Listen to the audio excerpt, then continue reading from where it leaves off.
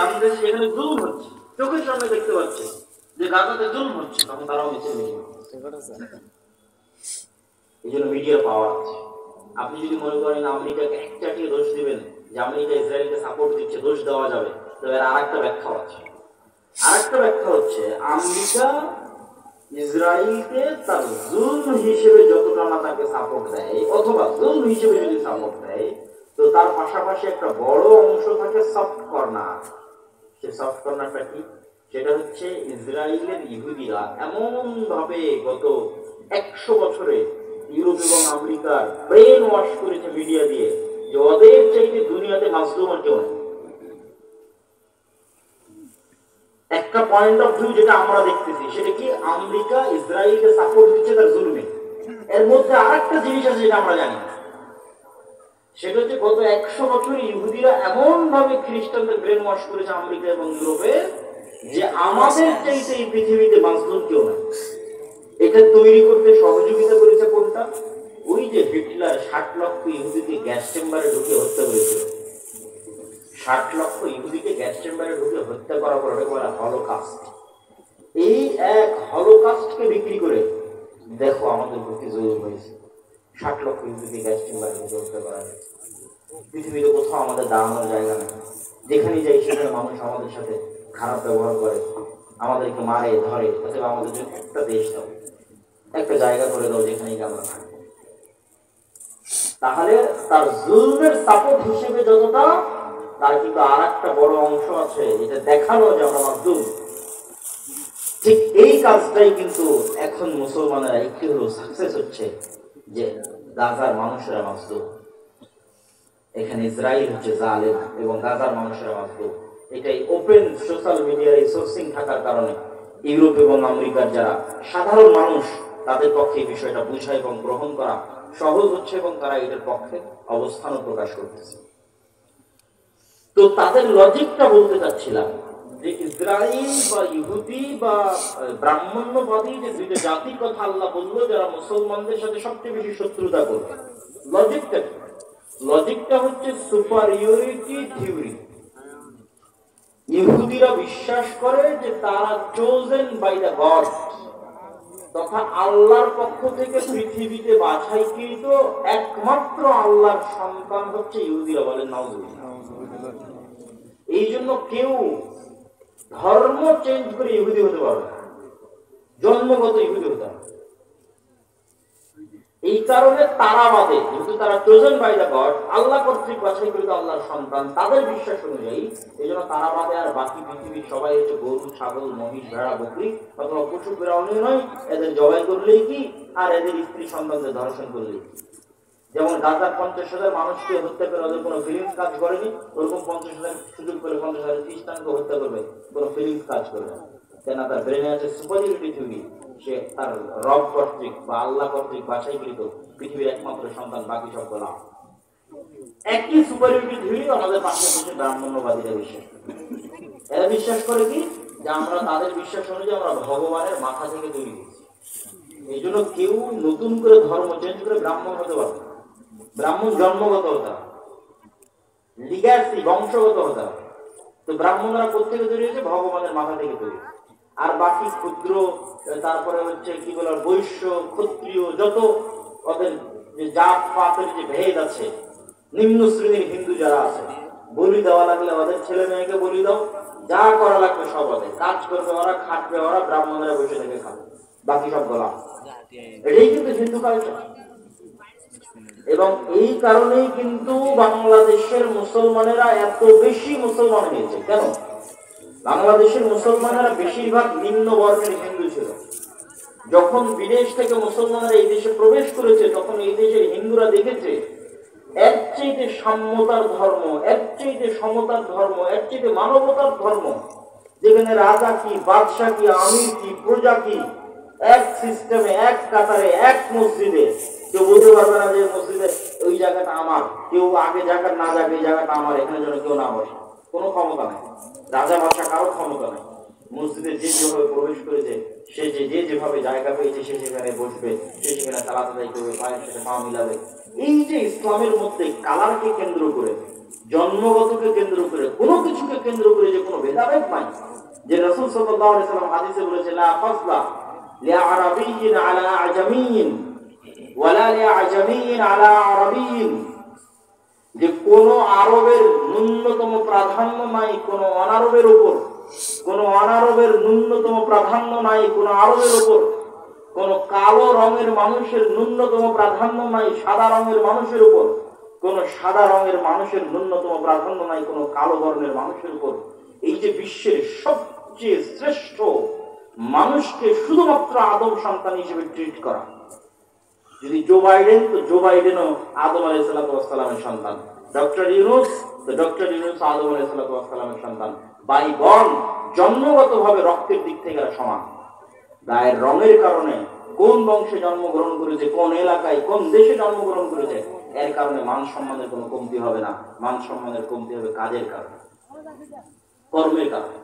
তো যখন এই অঞ্চলের নিম্নবর্ণের হিন্দুরা দেখলো যে তো এর চেয়ে শ্রেষ্ঠ ধর্ম হয় না, তখন দলে দলে ইসলাম গ্রহণ করেছে। তাহলে ওখানে ইহুদিদের সুপারিয়রিটি থিওরি, এখানে হিন্দুদের সুপারিয়রিটি। ব্রাহ্মণ্যবাদী হিন্দু আর জায়নিস্ট ইহুদি, এরা হচ্ছে সুপারিয়রিটি থিওরিতে বিশ্বাস করে। এরা বাদে যেমন ব্রাহ্মণ্যবাদী হিন্দুরা মুখে বলুক আর না বলুক, তারা কি মনে করে? তারা মুসলমানদের মনে করে লেচ্ছ, জবন, অস্পৃশ্য। অস্পৃশ্য মানে যাকে টাচ করাও যায় না, এতটা অপবিত্র। শেখ মুজিবুর রহমান তার আত্মজীবনীতে লিখেছে, সে তার এক হিন্দু বন্ধুর বাড়িতে বেড়াতে গেছিল, এই কারণে ওর মা ওর খালারা মিলে ওই বাড়ি 7 বার করে ধুয়েছে, কেন মুসলমান প্রবেশ করেছে ওই বাড়ি। অস্পৃশ্য, যাকে স্পর্শ পর্যন্ত করা যায় না। এই সুপারিয়রিটি থিওরির কারণে আজকে তাদের এত অহংকার। এই জন্য মুসলমানদেরকে তারা পশু প্রাণী মনে করে না। আজকে গাজায় যা দেখছেন, এরকম অবস্থা যে বাংলাদেশে হবে না তার কোনো গ্যারেন্টি নেই। বাংলাদেশে ভাগ্য ভালো যে 24শে জুলাইয়ের যে আন্দোলন, সেটার কারণে হয়তো বাংলাদেশের ওই ভাগ্য বরণ করা, গাজার ভাগ্য বরণ করা হয়তো আর 10, 15, 20 বছর, 50 বছর হয়তো পিছিয়ে গেছে। তবে মুসলমানদের জন্য সুযোগ আছে, বাংলাদেশের মুসলমানদের জন্য সুযোগ আছে যে তারা যদি তাদের ঈমান, আমল, আকীদায় অটল এবং অটুট থাকে, তাহলে এর থেকে বাঁচতে পারে। আমি সেই আলোচনাটাই করছিলাম, আবারও আলোচনার মূলে ফিরে যাই যে আমরা মুসলমানদের এই যে অধঃপতন, এটার এই শিকার হয়েছে, এর কারণ কি? আমি বলছিলাম যে এটা মানদণ্ড ফিলিস্তিন দিয়ে দাঁড় করানো যাবে। কিভাবে ফিলিস্তিন দিয়ে দাঁড় করানো যাবে? এই ফিলিস্তিন যখন ওমর রাদিয়াল্লাহু তাআলা বিজয় করে, এই ফিলিস্তিন যখন সালাহুদ্দিন আইয়ুবী বিজয় করে, তখন আপনি এবার ইতিহাস পড়েন কি ছিল ওমর রাদিয়াল্লাহু তাআলার কাছে। আল্লাহর কসম করে বলতে পারি, আমি আল্লাহর কসম করে বলতে পারি, আজকে একটা মুসলিম দেশের যা ক্ষমতা আছে তার 60% ক্ষমতা ওমর রাদিয়াল্লাহু তাআলার ছিল না। আজকে সৌদি আরব, তুরস্ক, মালয়েশিয়া, পাকিস্তান, বাংলাদেশ, মিশর, এদের যে দুনিয়াবী যে ক্ষমতা আছে তার 60% ক্ষমতা ওমর রাদিয়াল্লাহু তাআলার ছিল না। রোমান এম্পায়ারের সাথে তুলনা করলে কিছুই না। তাহলে কি দিয়ে ওমর রাদিয়াল্লাহু তাআলা জেরুজালেম বিজয় করলেন? 12,000 মুজাহিদ জেরুজালেম ঘেরাও করে আছে 1 মাস থেকে, তার মধ্যে 4,000 সাহাবী। আবু উবাইদা ইবনুল জাররাহ চিঠি লিখেছে আমিরুল মুমিনিন খলিফাতুল মুসলিমিন ওমর ইবনুল খাত্তাবের কাছে যে পাদ্রীরা বলছে আপনি না আসলে চাবি হস্তান্তর হবে না। ওমর রাদিয়াল্লাহু তাআলা মদিনা থেকে রওনা দিলেন জেরুজালেমের উদ্দেশ্যে, 1200 কিলোমিটারের পথ। যখন জেরুজালেমে প্রবেশ করতেছেন, তখন তিনি উটের রশি ধরে টানতেছেন আর তার গোলাম উটের পিঠে বসে আছে। আবু উবাইদা ইবনুল জাররাহ হন্তদন্ত হয়ে ছুটে এসে বলছে, ইন্নার রোমান লা ইয়ানজুরু ইলাইনা নাজরাতা ফিল্লাহ, আমিরুল মুমিনিন করেছেন আপনার জামা কাপড়ের অবস্থা আর এইভাবে উটের রশি ধরে টানা, এগুলো দেখে তো পাদ্রীরা হাসাহাসি করে। কেন ওরা তখন রোমান এম্পায়ারের সবচেয়ে বড় তীর্থস্থান হচ্ছে জেরুজালেম। কত বড় বিজয় এটা! এখন কল্পনা করেন যে এখন যান আপনি বিজয় করেন জেরুজালেম। তো এখন বাংলাদেশের ওই চিরির বন্দরের, রানী বন্দরের একটা কৃষক বাংলাদেশ থেকে উঠে গিয়ে জেরুজালেম বিজয় করে নিল। এটা যেমন ওমর রাদিয়াল্লাহু তাআলা ওই যুগে জেরুজালেম বিজয় করা থাকে। আমি মনে হয় বুঝাতে পারি না। আবারও আজকে বাংলাদেশের চিরির বন্দরের, রানী বন্দরের একটা কৃষক এখান থেকে উঠে গিয়ে আমেরিকা আছে, ইসরায়েল আছে, ইংল্যান্ড আছে, চায়না আছে, রাশিয়া আছে, বিশ্বের এত সুপার পাওয়ার থাকতো জেরুজালেম বিজয় করে নিয়েছে। এইটা যেমন ঠিক ওই যুগের রোমান এম্পায়ার এবং ওই যুগের পারস্য এম্পায়ার, পার্সিয়ান এম্পায়ার এর উপস্থিতিতে আরবে তৈরি হওয়া এক মরুভূমি থেকে উঠে আসা এক রাখাল, যাকে কেউ চিনত না, ওমর ইবনুল খাত্তাব খালি হাতে জীর্ণ শীর্ণ অবস্থায় জেরুজালেম বিজয় করে। তো যে উমর রাদিয়াল্লাহু তাআলার কাছে কিছু ছিল না। তা আবু উবাইদা ইবনে জাররাহ বলছে যে আপনাকে দেখলে যারা আমাদেরকে ছোট মনে করবে, আপনি যেভাবে আসতেন। উমর রাদিয়াল্লাহু তাআলা বলছে আমরা জাহিলি যুগে কেউ আমাদের চিনবে না। এই বাংলাদেশের একটা কৃষককে যেমন কেউ চিনে না, মাঠে কাজ করা কৃষককে, তো মরুভূমির রাখালকে কে চিনবে? কেউ চিনতে না। ওমর রাদিয়াল্লাহু তাআলাকে কেউ চিনতে না, জাহিলি যুগে আমাদের কেউ চিনতে না। আজকে আমার হাতে জেরুজালেম বিজয় হচ্ছে, তো আমার হাতে জেরুজালেম বিজয় হচ্ছে আ'আজ্জানাল্লাহু বিল ইসলাম। এই সম্মানটা আমরা অর্জন করেছি, এই ক্ষমতাটা আমরা অর্জন করেছি তাকওয়া পরহেজগারিতা, আল্লাহর ভীরুতা দিয়ে। এই জন্য দেখবেন যে জেরুজালেমে হামলা হচ্ছে, গাজায় হামলা হচ্ছে, বিশাল নিন্দা বয়কট সবকিছু চলতেছে, মিছিল মিটিং সবই হচ্ছে, কিন্তু দেখবেন তাকওয়া পরহেজগারিতার বেলায়, নামাজের বেলায় নাই। তাহলে তাহলে আপনি ওই মানদণ্ডে দাঁড়াতে পারছেন না যে মানদণ্ডের উপর বিজয় হবে, যে মানদণ্ডের উপর বিজয় হয়েছে। ক্ষমতা দিয়ে, মিছিল দিয়ে, দাপট দিয়ে, অস্ত্র দিয়ে বিজয় হয়নি। খালিদ বিন ওয়ালিদের যুদ্ধ দেখেন, ইয়ারমুকের যুদ্ধ দেখেন, মুতার যুদ্ধ দেখেন, কোথায় কয়েক লক্ষ সেনাবাহিনী, কোথায় কয়েক হাজার। সুলতান সালাহুদ্দিন আইয়ুবীর হিত্তিনের যুদ্ধ দেখেন, কোথায় কয়েক লক্ষ প্রশিক্ষিত নাইক যোদ্ধা, আর কোথায় মরুভূমির এক প্রান্ত থেকে আর এক প্রান্ত ঘুরে বেড়ানো এক অসহায় মরুবিদুইন, মাত্র কয়েক হাজার সৈন্যবাহিনী সুলতান সালাহুদ্দিন আইয়ুবীর হাতে। তুরস্কের ইস্তাম্বুল বিজয় করেন সুলতান মোহাম্মদ আল ফাতেহ। বাইজেন্টাইন সাম্রাজ্যের যে কেন্দ্র রাজধানী তুরস্কের ইস্তাম্বুল, কিভাবে উনি বিজয় করেছেন? ওনার কি বা ক্ষমতা ছিল? কোনো ক্ষমতা ছিল না। সবগুলো বিজয় হয়েছে তাকওয়া পরহেজগারিতার, আল্লাহর উপর ভরসা। অতএব সেই দৃষ্টিকোণ থেকে দেখলে আজকের সব মুসলিম দেশের উপর জিহাদ ফরজ। এই অজুহাতে কেউ জিহাদ থেকে পিছিয়ে সরে আসবে যে না আমাদের এখানে তো সক্ষমতা নাই, তো আসলে ওমর ইবনে খাত্তাবের সক্ষমতা ছিল না, সুলতান সালাহুদ্দিন আইয়ুবীর সক্ষমতা ছিল না, সুলতান মোহাম্মদ আল ফাতেহের সক্ষমতা ছিল না। ছিল কি? সৎ নিয়াত, তাকওয়া পরহেজগারিতা, আল্লাহর উপর ভরসা। তোমাদের সক্ষমতা আছে, কিন্তু তোমাদের তাকওয়া পরহেজগারিতা নাই, আল্লাহর উপর ভরসা। সম্মানিত, তাহলে কেন আজ মুসলমানদের এই অবস্থা? তার একটা উদাহরণ তো পেয়ে গেলেন যে ক্ষমতা দিয়ে মুসলমানের কোনদিন বিজয় হয়। ক্ষমতা দিয়ে যদি বিজয় হতো তাহলে বাংলাদেশের ছাত্ররাও এই সরকারকে সরাতে পারত না। কেননা একদিকে ছিল ওপেন রাইফেল আর একদিকে খালি হাত, কিন্তু সম্পূর্ণ অসামঞ্জস্য। কিন্তু ওই যে যখন মানুষ শক্ত সিদ্ধান্ত নেয়, আল্লাহর উপর ভরসা করে, তখন আল্লাহ সুবহানাহু ওয়া তাআলা রাস্তা সহজ করে। ওই জন্য আল্লামা ইকবালের একটা কবিতা আছে कि काफिर है तो शमशीर पे करता है भरोसा। কাফেরেরা তরবারির উপর ভরসা করে, আর মুমিন হয় তো বেতেক भी लड़ता है सिपाही। আর যদি মুমিন হয় তো ঢাল তলোয়ার ছাড়াই যুদ্ধের মাঠে ঝাঁপিয়ে পড়ে। কেননা মুমিনের কাছে শাহাদাতের মৃত্যু সবচেয়ে প্রিয়। এবং আল্লামা ইকবালের আরো একটা কবিতা আছে এটাকে, এই বিষয়টাকে তুলে ধরার জন্য। তো হুনার আজমা হাম জিগার আজমায়েঙ্গে। তোর কাছে অস্ত্র আছে, তুই তোর রাইফেল আর বম যত আছে সব পরীক্ষা কর। আর আমরা কিসের পরীক্ষা দিব? আমরা হচ্ছে জীবনের পরীক্ষা দিব। তোর রাইফেলের গুলিতে মরে যাব, তোর বমের আঘাতে শহীদ হয়ে যাব, কতগুলো মারবি মেরে ফেলে। তো হুনার আজমা হাম জিগার আজমায়েঙ্গে। তোর হাতে রাইফেল আছে, আমার কলিজা আছে। এটা আল্লামা ইকবালের কবিতা। যখনই মানুষ মৃত্যুকে পরোয়া করে না এবং মৃত্যুকে পেছনে ফেলে দিয়ে সামনের দিকে আগায়, তখন বিজয় সুনিশ্চিত। কিন্তু এই যে দুনিয়ার ঐশ্বর্য, দুনিয়ার উন্নয়ন, দেখবেন যে একদিকে গাজায় ক্রন্দন চলছে, আর একদিকে দেখবেন দুবাইয়ের কথা বলেন বা যে কোনো দেশের কথা বলেন, দেখবেন রঙ্গলীলায় মত্ত। তো ওই দুনিয়ার ওই নেশা ছেড়ে দিয়ে কিভাবে জিহাদে অবতীর্ণ হবে? তখনই অবতীর্ণ হতে পারবে যখন দুনিয়ার এই মূল্যটা হারিয়ে যাবে। এই জন্য আল্লাহ শিক্ষা দেন, মানে জিহাদে অবতীর্ণ হওয়ানোর জন্য আল্লাহ শিক্ষা দেন। শাস্তি না পেলে ঠিক হয় না। সিরিয়ারা, আজকে সিরিয়ার মানুষজন বিজয় হয়েছে 20 বছর থেকে যুদ্ধ করতে, আফগানিস্তানের বিজয় হয়েছে 30 বছর থেকে যুদ্ধ করতে, মানে মরতে মরতে মরতে মরতে মরতে মরতে তারা মরা শিখেছে। ফিলিস্তিনের মানুষেরও বিজয় হয়েছে, তারাও জানের কুরবানি দিচ্ছে। কিন্তু যারা এই তামাশা দেখছে তাদের উপরও কিন্তু এই শাস্তি আযাব নেমে আসবে। নেমে আসার আগে যতক্ষণ সতর্ক না হবে। তাহলে এখানে আরেকটা বিষয় আমাদের মনে রাখতে হবে যে আমরা এই অবস্থায় দাঁড়িয়ে কেন, এই গোলামীর জিঞ্জির আমাদের গলায় কেন।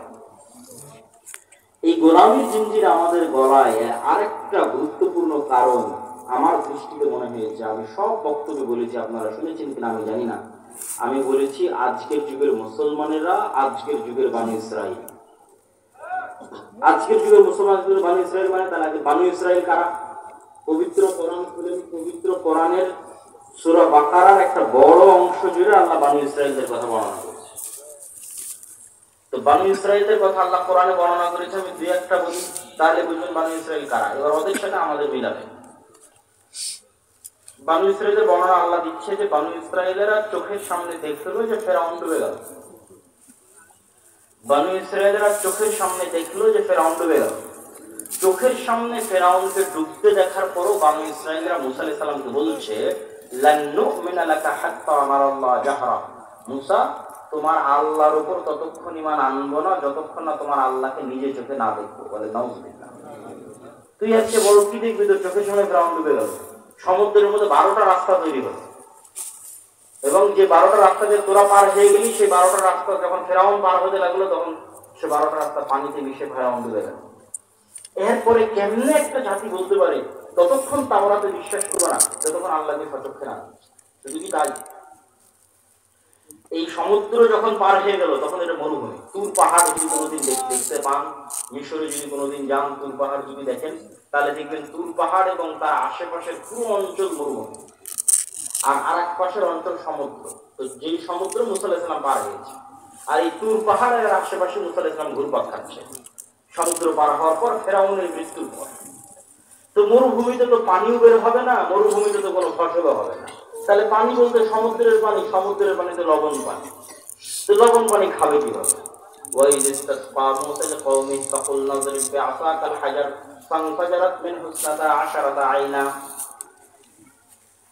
যখন বানু ইসরাইল মুসা আলাইহিস সালামকে বললো মরুভূমিতে পানির ব্যবস্থা নাই, তোমার আল্লাহকে বলো পানির ব্যবস্থা করে দিতে, তখন আমরা মুসাকে বললাম, মুসা তোমার হাতের লাঠি পাথরে আঘাত করো।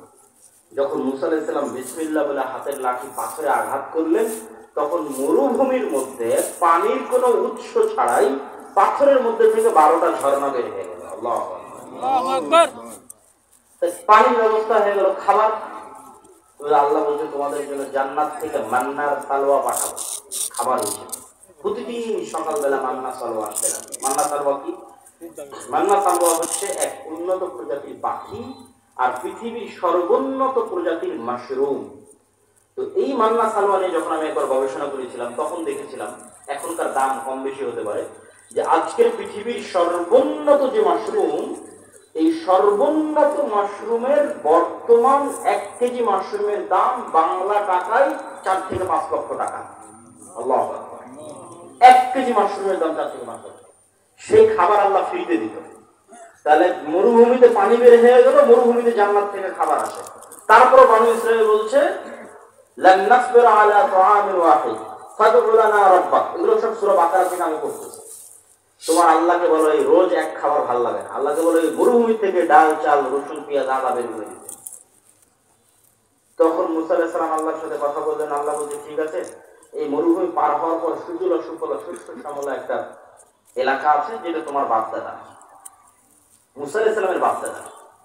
মুসা আলাইহিস সালামের বাপদাদা কি হবে? মুসা আলাইহিস সালামের বাপদাদা কি হবে এটা বোঝার জন্য 1-2 মিনিটে বুঝিয়ে দিচ্ছি। সমুদ্র পার হওয়ার সময় কয়টা রাস্তা তৈরি হয়েছিল? 12টা। ঝর্ণা ফাটার সময় কয়টা ঝর্ণা বের হলো? আল্লাহ কিন্তু কোরআনে বলছে ইসনা আশার 12টা।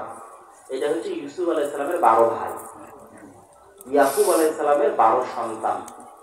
ইউসুফ আলাইহিস সালামের 12 ভাইয়ের পরবর্তী বংশধর হচ্ছে তারা। ইউসুফ আলাইহিস সালামের 400 বা 300 বছর পর মুসা আলাইহিস সালাম আসছেন। ওই বংশে ইব্রাহিম আলাইহিস সালামের বংশে, ইসহাক আলাইহিস সালামের বংশে, ইয়াকুব আলাইহিস সালামের বংশে, ইউসুফ আলাইহিস সালাম এবং তার ভাইদের বংশে, তারাই বানু ইসরাইল। তাহলে এরা সবাই হচ্ছে নবীদের সন্তান। কোন নবীর সন্তান? ইব্রাহিমের সন্তান, ইসহাকের সন্তান, ইয়াকুবের সন্তান, ইউসুফ আর তার ভাই। তারা বলতেছে আল্লাহকে মানবো না যতক্ষণ না আল্লাহকে চোখে না দেখবো। তো তখন আল্লাহ বলছে ঠিক আছে এখানে খাবার লাগবে। তো ওই যে তোমাদের বাপদাদার ভূমি জেরুজালেম, বাপদাদার ভূমি কিভাবে? ইব্রাহিম আলাইহিস সালাম এখানে বক্তব্যের শুরুতে বলেছি ইরাক থেকে পালিয়ে ইব্রাহিম আলাইহিস সালাম এখানে আসছে, লূত আলাইহিস সালাম এখানে, ইব্রাহিম আলাইহিস সালামের ছেলে ইসহাক এখানে, ইসহাকের ছেলে ইয়াকুব এখানে। ইউসুফ যখন কুয়ায় করে বাজারে বিক্রি হয়ে মিশরে চলে গেল, তখন ইয়াকুব আলাইহিস সালাম 12 ছেলে সব মিশরে গেল, তারপরে তো সব জেরুজালেম। তাহলে আজ 400 বছর পর, ওই যে 400 বছর আগে ইউসুফ আলাইহিস সালাম মিশরে গেছিল, তারপর ভাইয়েরা মিশরে গেছিল, আজ 400 বছর পর বনী ইসরাইলকে আল্লাহ বলছে, মুসা আলাইহিস সালামকে আল্লাহ বলছে তোমার বাপ দাদার ভূমি, যেখানে ইব্রাহিম থাকতো, ইসহাক থাকতো, ইয়াকুব থাকতো, ওটা সুজলা সুফলা শস্য শ্যামলা, যাও যুদ্ধ করে বিজয় করো। তখন নবীর সন্তানেরা বলতেছে, যাদের কাছে জান্নাত থেকে খাবার আসে, যাদের কাছে ঝর্ণা থেকে পানি বের হয়, যাদের কারণে আল্লাহ ফেরাউনকে ডুবিয়ে দিয়েছে, 12টা রাস্তা তৈরি করে দিয়েছে, তারা বলছে ইযহাব আনতা ওয়া রাব্বুকা ফাকাতিলা, তুমি আর তোমার আল্লাহ গিয়ে যুদ্ধ করো। তাহলে এরা হচ্ছে বনী ইসরাইল। তো এদের সাথে মুসলমানদের তুলনা কি?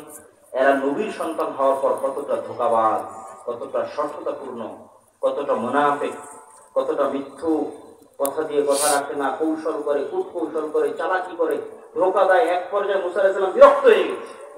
ফাফরুক বাইনানা, আল্লাহ আমি আর আমার কওমের দায়িত্ব পালন করতে পারবো না। মুসা আলাইহিস সালাম রিজাইন পত্র দিয়ে দিয়েছে, পদত্যাগ পত্র জমা দিয়ে দিয়েছে, ক্লান্ত হয়ে গেছে।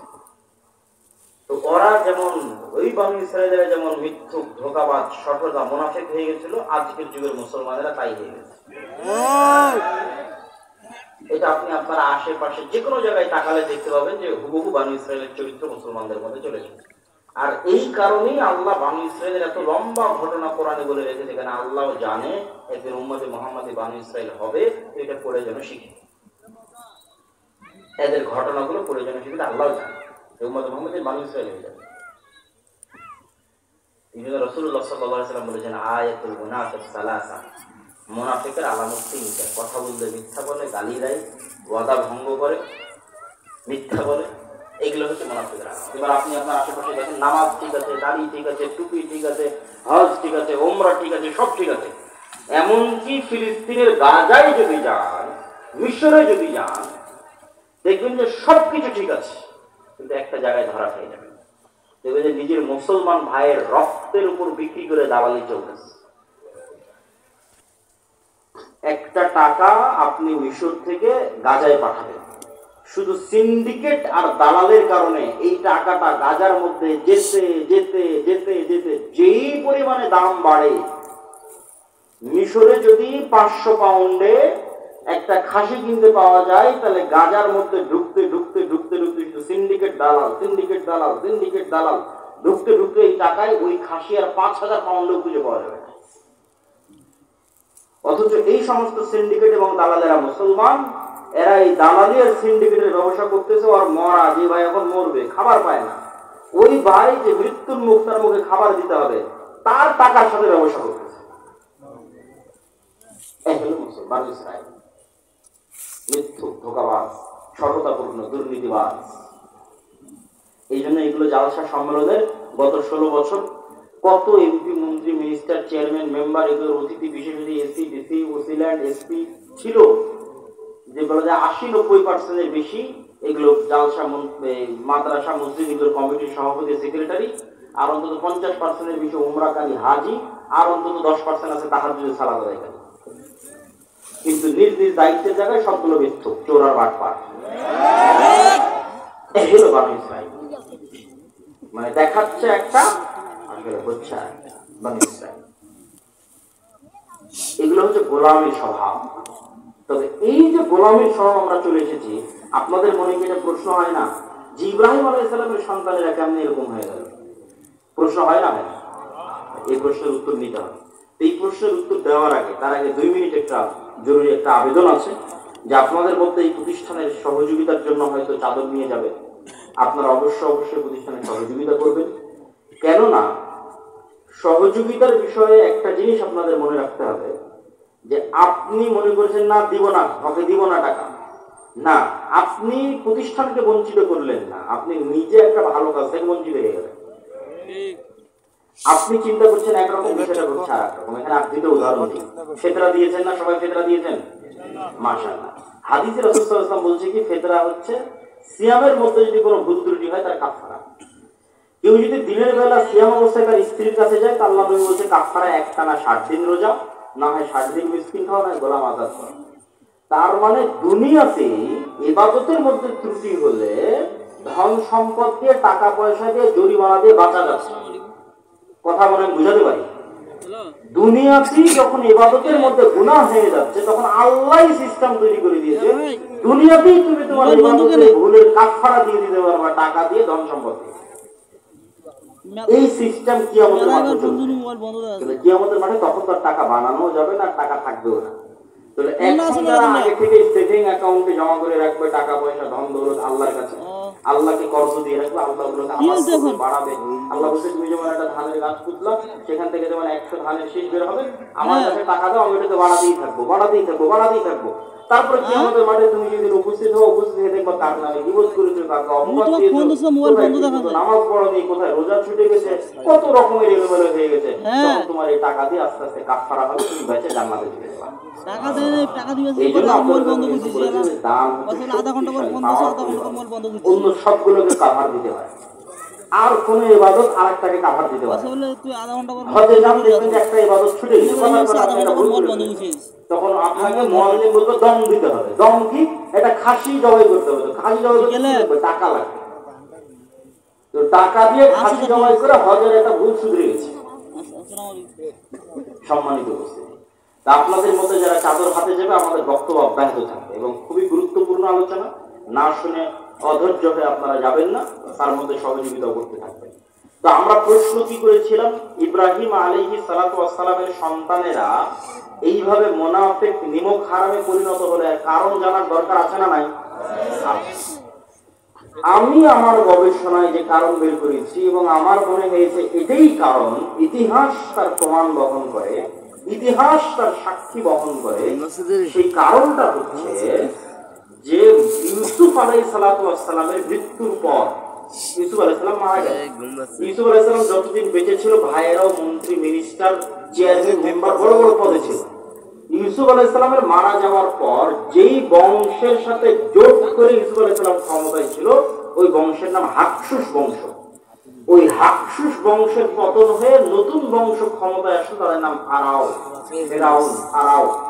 এই ফারাওরা বললো যে আগের হাকসুসদের মারবো তো মারবো, ওদের সাথে যাদের জোট ছিল ইউসুফ আর এদের ভাই, এদেরকে মারবো।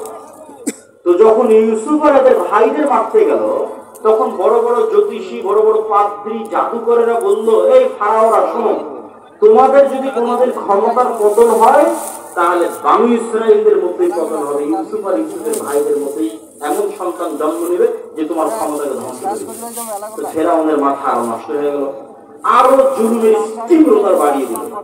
এই জুলুম চলল 300 বছর। ফেরাউনের জুলুম বানু ইসরাইলের উপর চলেছে 300 বছর। 300 বছরে বানু ইসরাইলদেরকে গোলাম বানিয়ে রাখা হয়েছে, এবং গোলাম বানানো হয়েছে দুই ভাবে। এক, সুদী অর্থনীতি। ওই যুগে আবার সুদী অর্থনীতি কোথায় থেকে আসবে? জি, কারুন হচ্ছে ফেরাউনের যুগের মানুষ। কারুন সমগ্র মিশরে সুদী অর্থনীতি পরিচালনা করে।